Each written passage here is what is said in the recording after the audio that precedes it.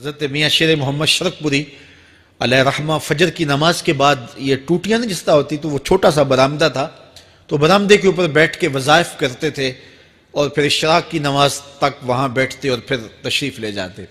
گرمی کی شدت تھی تو حضرت فرائض کی ادائیگی کے بعد وہاں چلے گئے، تو نمازیوں نے آپس سے مشورہ کیا کہ یار حضرت کو عرض کریں کہ بارش کے لیے دعا کی جائے۔ تو حضرت جا کے وہاں اپنے وظائف میں لگ گئے، تو انہوں نے کہا چلو ہم مسجد کے سین میں کھڑے ہو جاتے، حضرت توجہ کریں گے تو عرض کریں گے۔ تو جتنے نمازی تھے وہ سارے صحن میں کھڑے ہو گئے اور برآمدے کے اوپر میاں صاحب وظائف میں لگے۔ جب آپ کی نظر پڑتی نا لوگوں کی جانب، تو جتنے بھی نمازی تھے سارے ہاتھوں سے اشارے کر کے کہتے یعنی دعا کرو، زبان سے نہ بولتے، ہاتھوں کو ایسے ہلاتے اور یہ کہتے کہ ادھر آسمان کی طرف اشارہ کر کے کہتے دعا کرو۔ میاں صاحب پھر وظائف میں لگ جاتے۔ پھر جب میاں صاحب کی آنکھ اٹھتی نا تو یہ سارے ہاتھ اٹھاتے اور آسمان کی طرف ہاتھ اٹھا کہتے، میاں صاحب پھر وظائف میں لگ جاتے۔ جب 2-3 مرتبہ ایسا ہوا نا تو میاں صاحب کی ہنسی نکل گئی اور ایسے آسمان کی طرف دیکھ کے کہا چل ہن پا دے۔ کہتے ہیں بس یہ بات کہنے کی دیر تھی کہ چھم چھم می برسنے لگا۔ تو جب کوئی حضور کا ہو جاتا ہے تو رب اس کو اپنا محبوب بنا لیتا ہے۔ تو حضور کی محبت خدا کی محبوبیت کا ذریعہ ہے، اس لیے ہمیں حضور کا پیار اپنی روحوں میں موجزن کرنا ہے، حضور کی محبت اپنی روحوں میں اتارنی ہے، اور محبت اپنے تمام تر تقاضوں کے ساتھ جب روح پذیر ہوگی تو پھر ہمارا انداز زندگی بھی سنور جائے گا، ہماری آخرت بھی سنور جائے گی۔ محبت کے من جملہ تقاضوں میں سے سب سے بڑا تقاضا محبوب کی اطاعت ہے کہ بندہ جس سے پیار کرتا ہے اس کی بات مانتا ہے۔ یہ ہے دعوی محبت کا ثبوت، اس کی دلیل۔ اور حضور کے صحابہ کی زندگیاں دیکھیے کہ انہوں نے حضور علیہ السلام کے ساتھ کیسے پیار کیا، حضور کی محبت میں اپنی عادتوں کو بدل دیا۔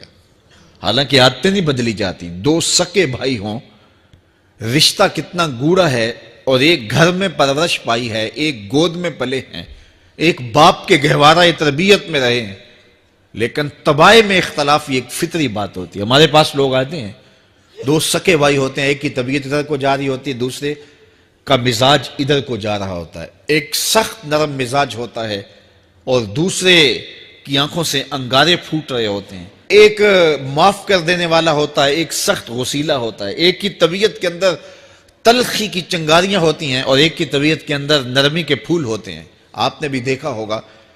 تو یہ ایسا ہوتا ہے۔ اب اسی طرح کھانے پینے کی چیزوں میں طبائع کا اختلاف یہ فطری بات ہے، ایک کو ایک چیز پسند ہوتی ہے، دوسرے کو وہ چیز پسند نہیں ہوتی ہے۔ بعض اوقات ماں کو مسئلہ ہوتا ہے کہ یہ چیز اگر میں تیار کرتی ہوں تو میرا دوسرا بیٹا نہیں کھاتا، تو اس کے لیے بعد سے الگ سے کوئی چیز تیار کرنی پڑتی ہے کہ اس کی ڈیمانڈ یہ ہے اور میرے اس بیٹے کی ڈیمانڈ یہ ہے۔ مائیں مزاج سمجھتی ہیں، ایک آغوش میں پرورش پانے کے باوجود خون ایک ہے، گہوارہ تربیت ایک ہے، دودھ ایک ہے، لیکن طبیعتوں کے اندر اختلاف پایا جا رہا ہے۔ لیکن صحابہ کی زندگیاں دیکھیے، انہوں نے اپنی طبیعتیں بھی حضور کی طبیعت کے سانچے میں ڈھال دی۔ حضرت انس بن مالک کو کسی نے دیکھا کہ وہ شوربے سے کدو کے ٹکڑے نکال کے کھا رہے ہیں، تو کہا یہ کیا کر رہے ہو؟ کہا میں نے ایک دن حضور کو یوں کرتے ہوئے دیکھا تھا۔ تو طبائع کا اختلاف یہ ایک فطری اختلاف ہوتا ہے، لیکن صحابہ نے اس کو بھی چھوڑا اور حضور کی محبت کے سانچے میں ڈال دیا۔ پھر اس چیز کا انتظار نہیں کیا کہ حضور کا فرمان کیا ہے، حضور کی چاہت پہ اپنے مزاج کو بدلا۔ اللہ اکبر۔ حضور علیہ السلام مدینہ المنورہ کی گلی سے گزر رہے تھے، ایک گنبد نما مکان بن رہا تھا، اور ایسے مکان حضور کو پسند نہیں تھے۔ تو آقا کریم علیہ السلام نے پوچھا یہ مکان کس کا ہے؟ کہا فلاں انصاری کا ہے۔ حضور گزر گئے، چہرے پہ تھوڑے سے ناگواری آثار حویدہ ہوئے۔ کسی نے اس صحابی کو بتا دیا کہ حضور گزرے تھے، تیرے مکان کو دیکھا، شاید پسند نہیں آیا۔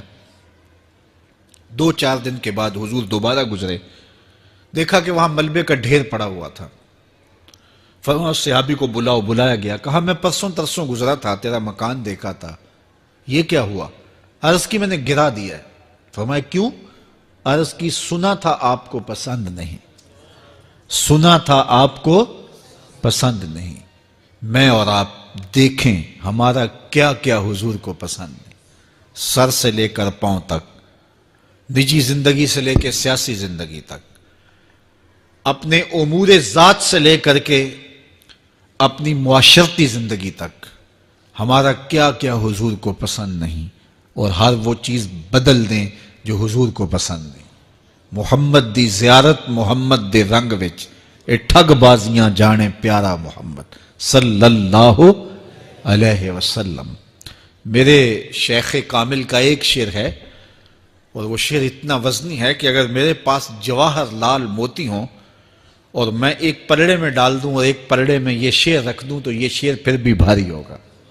یاری لا تو پاک نبی سنگ، اے پر پوری یاری، پھر درود قبول ہے تیرا لکھ نہ لوں ایک واری۔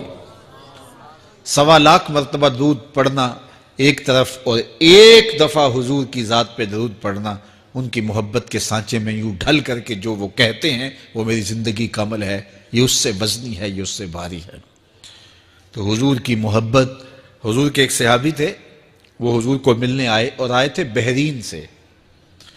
اچھا، انہوں نے حضور کو سلام کیا تو حضور نے رخ پھیر لیا، ناراضگی کا اظہار کیا، تو وہ سمجھے کہ شاید حضور نے ایسے ہی رخ پھیرا، تو جدھر حضور نے رخ پھیرا وہ ادھر جا کے سلام کرتے ہیں، تو حضور نے پھر رخ پھیر لیا، سمجھ گئے کہ حضور ناراض ہیں۔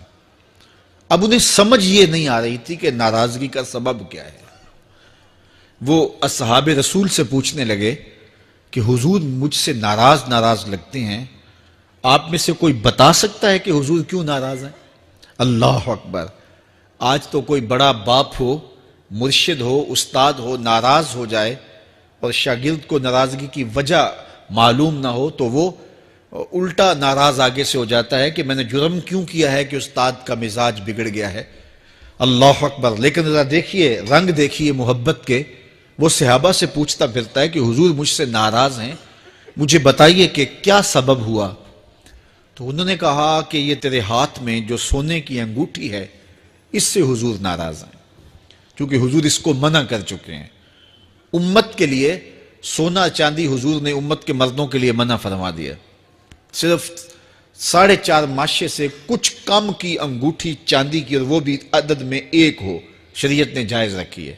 اگر 2 ماشے کی 2 ہوں گی تو پھر بھی جائز نہیں۔ عورت کو جائز ہیں 10 انگوٹھیاں پہنے، سونے کی پہنے، چاندی کی پہنے، یہ اس کا زیور ہے۔ مرد کو زیور کی ضرورت نہیں ہے، زینت کی ضرورت نہیں ہے، لہذا مرد کے لیے 1 انگوٹھی رکھی گئی ہے، وہ بھی اس لیے کہ اگر وہ کہیں مشکل میں ہو تو اس کو بیچ کر کے 2 وقت کا کھانا لے سکے۔ باقی اس کے لیے انگوٹھی 4.5 ماشے سے کم کا چاندی یا سونا 1 ماشا ہی کیوں نہ ہو، اس کے لیے جائز نہیں ہے۔ تو اس نے سونے کی انگوٹھی پہن رکھی تھی، لیکن اسے حرمت کا پتہ نہیں تھا، تو اس نے کہا کہ حضور مجھ سے کیوں ناراض ہیں؟ تو صحابہ نے کہا شاید یہ اس انگوٹھی کی وجہ سے ناراض ہیں۔ تو اس نے یہ نہیں کہا کہ مجھے تو پتہ ہی نہیں تھا، میرا کیا قصور؟ خیر، اس نے انگوٹھی اتار کے حضور کو پیش کرتے کہا حضور آپ اس وجہ سے ناراض ہیں؟ حضور نے انگوٹھی پکڑی اور ایسے پھینک دی، ناراضگی کی وجہ ختم ہو گئی، وہ بیٹھ گیا، بات شروع ہو گئی۔ اللہ اکبر! جب سلسلہ کلام ہوتا رہا، جب مجلس برخاست ہوئی، لوگ اٹھ کے گھروں میں جانے لگے، وہ بھی اٹھا اور الٹے پاؤں سے پیچھے چلا، تو کسی نے اس کو کہا وہ انگوٹھی تو اٹھا لو، سونے کی انگوٹھی ہے، قیمتی ہے، چلو تمہارے لیے پہننا جائز نہیں، تمہاری بیوی کے لیے تو جائز ہے۔ تو اس نے کیا جواب دیا سنیے، اس نے کہا واللہ لا آخذہ وقد طرحہ رسول اللہ صلی اللہ علیہ وسلم، اللہ کی قسم میں اس انگوٹھی کو کبھی بھی نہیں اٹھاؤں گا جس کو میرے حضور نے پھینک دیا ہے۔ تو یہ تھی ان کی محبت، یہ تھا ان کا انداز۔ تو آئیے میں اور آپ حضور سے اگر محبت کرتے ہیں تو حضور علیہ السلام کا طرز زندگی، حضور کا انداز معاشرت اختیار کریں۔ کثرت کے ساتھ مائیں بہنیں بیٹیاں بھی موجود ہیں، وہ بھی اپنی اولادوں کی تربیت اس نہج سے کریں کہ وہ حضور کی سنت، حضور کی سیرت، اور حضور کی اتباع کے سانچے میں ڈھل جائیں۔ زندگی کا مقصد ہی یہی ہے۔ آئے، بڑے ہوئے، جوان ہوئے، بوڑھے ہوئے، چلے گئے، ہم سے پہلے بھی چلے گئے، ہم بھی چلے جائیں گے، بعد میں آنے والے بھی چلے جائیں گے، لیکن حقیقی کامیابی اس کو نصیب ہوئی جس نے اس دنیا پہ آ کے دنیا کی زندگی کے مقصد کو سمجھا۔ ہم آئے کیوں تھے؟ زندگی کس لیے ہمیں دی گئی تھی؟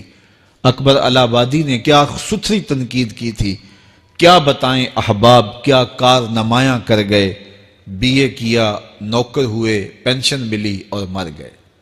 یہ کوئی کام نہیں ہے، ہماری زندگی کا کوئی مقصد ہے جس لیے ہم انسان ہیں، اشرف المخلوقات ہیں۔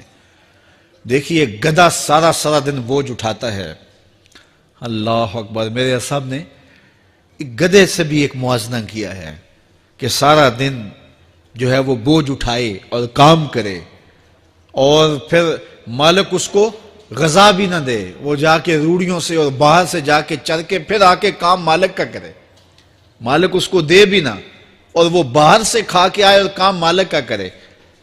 تو اگر بندہ ہو کے، انسان ہو کے اگر نہ کرے تو میرے حضور نے ایک لمبی ربائی ہے، اس میں آخر میں لکھتے ہیں، تو چنگا یعقوب یا کھوتا، تینوں شرم نہ آوے۔ کہ اگر وہ ایک گدھا بھی کام کرے، اپنی پیٹھ پہ بوجھ لا دے، اور تو اپنے مالک کے لیے کچھ نہ کرے، اور ساری نعمتیں مالک نے تجھے دی ہیں اور عزتیں اور آبرویں تیرے نام کی ہیں، اور تو اس کا حق ہی ادا نہ کرے، تو پھر کس طرح تیرے سے؟ تو پھر اولئک کل انعام بل ہم اضل، فرمایا تو چوپایا ہے بلکہ چوپایوں سے بھی بدتر ہے۔ تو میں اور آپ اپنے آپ کو انسان ثابت کریں، آج موقع ہے۔ سے ثابت نے اجے حواس تیرے، سے ثابت نے اجے حواس تیرے، کر لے نیکیاں رج کے تو، اڑیا رب رسول کیوں پل بیٹھوں، آ رب رسول ول پج کے تو، آئی موت ایتھے رہسن کم تیرے، آئی موت ایتھے رہسن کم تیرے، نیکیاں کر لے بھج کے تو، کی آکھ سن لوگ یعقوب تینوں، جب ٹر پیوں سر منہ کج کے تو۔ وہ وقت آئے گا جب تنیاں باندھ دی جائیں گی، جب دونوں جانب سے کفن باندھ دیا جائے گا، پھر پردہ ہٹا کے دیکھا جائے گا، پھر بند کر دیا جائے گا۔ وہ لمحے کتنے دردناک ہوں گے، وہ گھڑیاں کتنی دردناک ہوں گی۔ آج مجھے اور آپ کو اللہ نے موقع دیا ہے، تو آج حضور کی سیرت کو اپنانے کا، اپنی روحوں میں اتارنے کا عزم کر کے